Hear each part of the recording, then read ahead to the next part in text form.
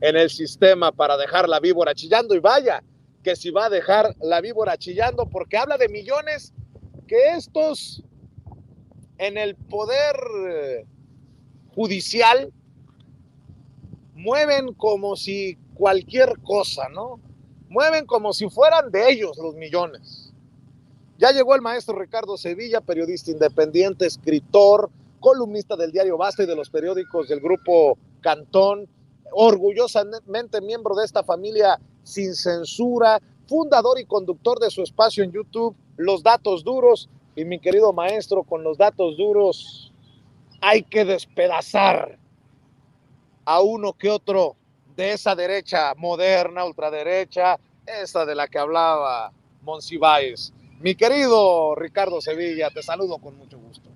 Querido Vicente, público memorioso, pues antes que nada, siempre es un deleite escuchar al cronista de Portales, porque se faltó agregar que yo me formé precisamente ahí en Portales, en la biblioteca de Carlos Monsiváis. ¿Y dónde se encontrará Monsiváis, el autor del nuevo catequismo para indios remisos? Probablemente en el cielo de los gatos, donde le gustaba estar a este gran cronista. Tiene razón en todo lo que dijo Carlos Monsiváis, que además era un pensador, un intelectual de izquierda hecho y derecho, el único capaz de hacer palidecer al ídolo de Enrique Krause, a Octavio Paz. Y bueno, el presidente López Obrador tuvo ese convivio intelectual con Carlos Monsiváis. No se puede decir lo mismo de estos mequetrefes, de Marco Cortés, de Ricardo Anaya, de Alito Moreno, en fin, estos personajes que están formados únicamente en las carteras de sus promoventes, en las carteras de sus impulsores, en fin. Bueno, pues la Suprema Corte de Justicia, ¿cuánto le echa usted que mida la fachada? Solo la fachada de la Suprema Corte de Justicia de la Nación, ¿y cuánto le echa usted que podrían cobrar por lavarla? Bueno, pues aproximadamente tiene entre 25 y 30 metros de larga la fachada del edificio sede de la Suprema Corte de Justicia, donde Norma Piña está enquistada. Pero por lavar y remozar la fachada de ese edificio sede de la Suprema Corte de Justicia de la Nación, los ministros y las ministras durante el sexenio de Enrique Peña Nieto solían autorizar pagos que iban de los 4 a los 5 millones de pesos semestrales para lavar la fachada de ese edificio, aseguran fuentes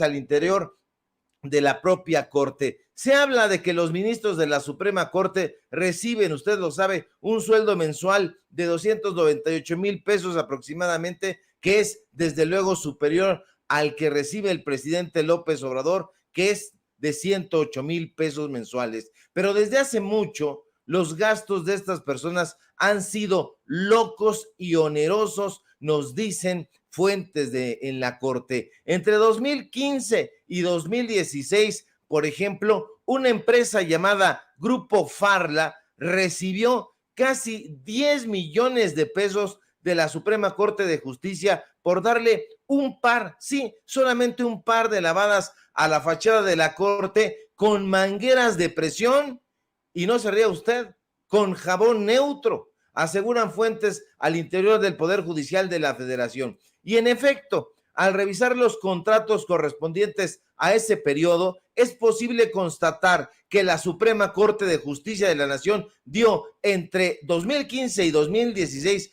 dos contratos, uno de 4,319,216 pesos y otro por 5,151,630 pesos a esa empresa, una empresa denominada Grupo Farla SADCB.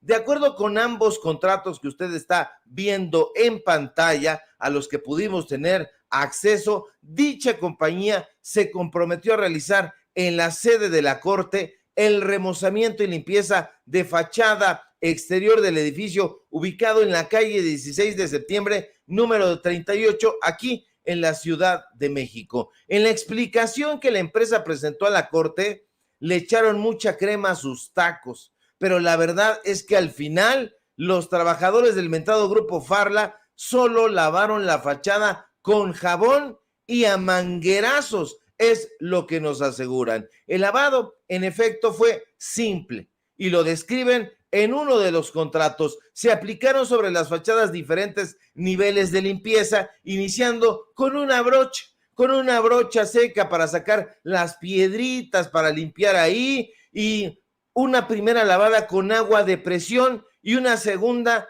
con agua y jabón neutro, Canasol. Posteriormente se aplicó un enjuague final con agua a presión. Eso fue todo. Y por eso estarían cobrando prácticamente 10 millones de pesos. Pero más allá de los señalamientos, lo cierto es que Grupo Farla tiene un lóbrego historial de sanciones. En 2008, por ejemplo, el extinto Consejo Nacional para la Cultura y las Artes, CONACULTA, sancionó a esa empresa por un atraso de obra en el Museo Nacional de Culturas Populares. Nuestras fuentes aseguran que Luis María Aguilar Morales, usted lo conoce, pero en ese momento era el ministro presidente de la Corte, sabía del sombrío historial de aquella empresa, pero aún así, por sus calzones, insistió en que Grupo Farla lavara la fachada, costara lo que costara, de acuerdo con lo que nos revelan. Y no se equivocaban, porque muchos años después, en 2019, la Contraloría Interna de la Auditoría Superior de la Federación detectó que Grupo Farla, al elaborar una propuesta económica para la Casa de Moneda, había mentido con respecto al salario con el que registró a sus trabajadores ante el IMSS.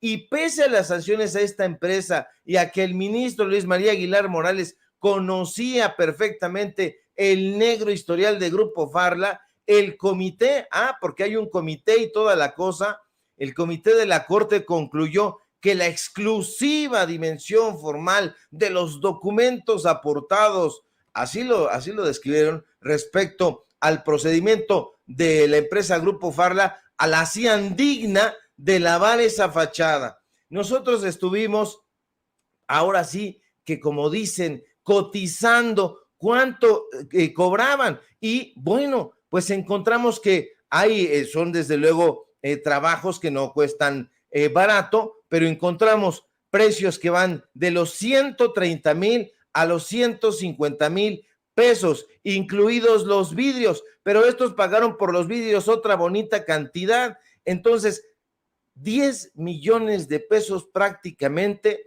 por lavar a manguerazos la fachada. Todo porque un ministro dijo, bueno, pues que la laven, cueste lo que cueste, y como no es de su bolsa, como es dinero del pueblo, les ha valido cacahuate, querido Vicente, público memorioso, gastar, dilapidar el dinero del pueblo de México, porque ese no es dinero suyo, y es justamente lo que los tiene delirantes. No había existido prácticamente en la historia reciente de este país un presidente como Andrés Manuel López Obrador que los exhibiera de esa manera. Son más de 40 beneficios que ya en su momento dio a conocer un listado ahí el senador Ricardo Monreal, pero son más de 40 beneficios. Hay fideicomisos, usted acuérdese que tenían prácticamente a la Secretaría de Hacienda y Crédito Público secuestrada, y una vez secuestrada, ¿qué hacían?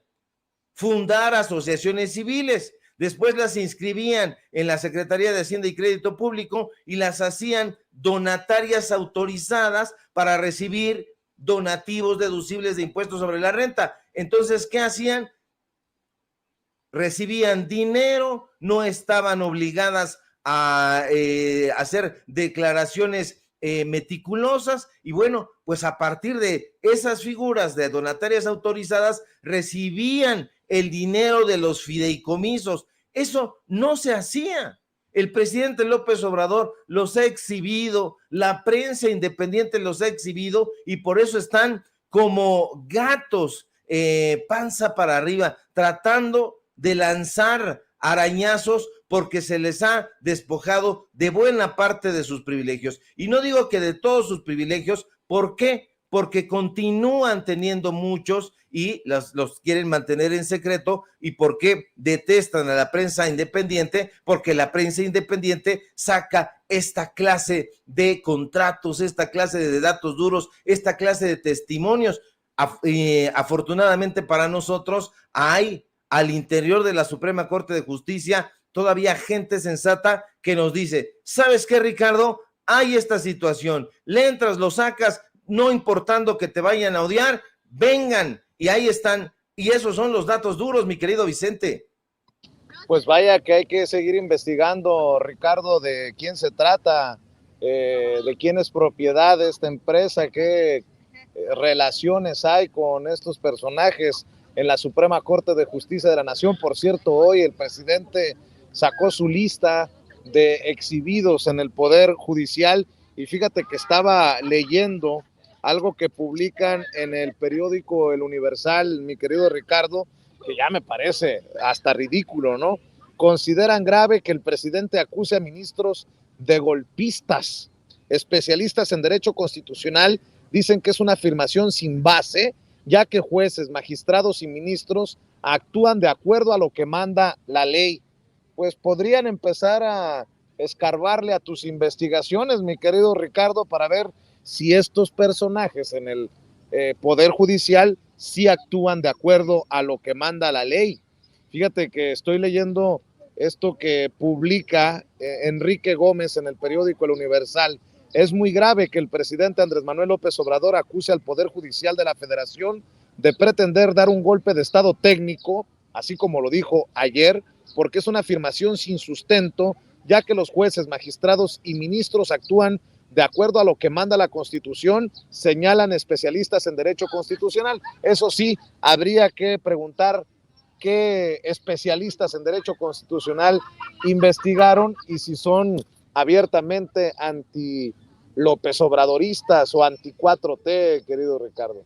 Que es lo más probable, querido Vicente, no vaya a salir a figurar por ahí el nombre de Diego Valadez, un personaje que está becado en la máxima casa de estudios, ahí en el Instituto de Investigaciones Filológicas, donde es investigador emérito, es decir, ya huevonea, ya no hace absolutamente nada, y bueno, pues estos especialistas en derecho constitucional son entresacados de tres escuelas fundamentalmente, del CIDE, del ITAM y ahora, lamentablemente, de la Universidad Nacional Autónoma de México, que está poblada y secuestrada precisamente por personajes del ITAM y del CIDE. Entonces, no vaya a ser que estos personajes especialistas en derecho constitucional sean exactamente los nombres que están en el Instituto de Investigaciones Jurídicas, pero que también están haciendo trabajos en la Suprema Corte de Justicia de la Nación, porque acuérdese usted que están perfectamente vinculados y al mismo tiempo son esos mismos personajes los que van y hacen el recorrido a los medios de comunicación corporativos para insistir en estas sandeces que repiten como mantra que es un peligro estar con la Cuarta Transformación, que es un peligro el gobierno del presidente López Obrador, que es una dictadura, que es una autocracia, etcétera, etcétera. Pudiera ser que si averiguamos nosotros y vamos a investigarlo, el listado de esos personajes, pues tengan en algún momento un vínculo. Acuérdese usted que Mónica González Contró estaba haciendo recorridos en los medios de comunicación corporativos para hablar mal en contra de todo lo que tuviera que ver con los gobiernos de izquierda. Acuérdese usted que Ciro Murayama, de la mano de Lorenzo Córdoba y de la mano de Pedro Salazar Ugarte, hicieron lo propio. Estaban en el Canal 11, estaban en el Canal 22, estaban en W Radio, estaban en W FM, estaban en prácticamente todos lados. Entonces hay que tener mucho cuidado con eso. Hasta en Televisa estuvieron en muchas ocasiones sentados en Nexos, en Letras Libres, así que yo no dudo que sean los mismos personajes de siempre que están repitiendo estas fórmulas sobadas, pero que ya nadie cree. ¿Por qué? Pues porque el pueblo está muy despierto, es sensato y sobre todo, y lo más importante, está muy bien informado.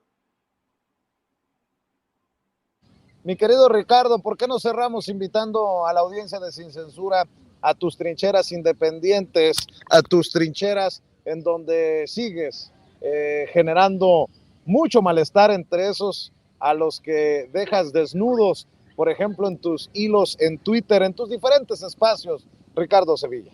Claro que sí, querido Vicente, público memorioso. Síganme, por favor, en Twitter, @Sevilla Crítico, en Facebook, Ricardo Sevilla, así nada más. Síganme en los diarios del Grupo Cantón, síganme, por favor, en Paralelo 24, síganme en Los Datos Duros. Hoy tenemos informativo en punto de las 8:30 y, por supuesto, aquí en La Familia Sin Censura, donde somos orgullosamente miembros. Y en un rato más vamos a subir efectivamente este hilo en Twitter y no se pierda nuestra investigación, nuestro reportaje el miércoles, mañana miércoles de investigación especial aquí en Sin Censura. Te mando un fuerte abrazo, querido Vicente, y estamos al pendiente de las palizas que le da Sin Censura a esos medios chayoteros. Gracias, mi querido Ricardo, el maestro Ricardo Sevilla, hablando con nosotros sin censura. Y desde acá, saludos.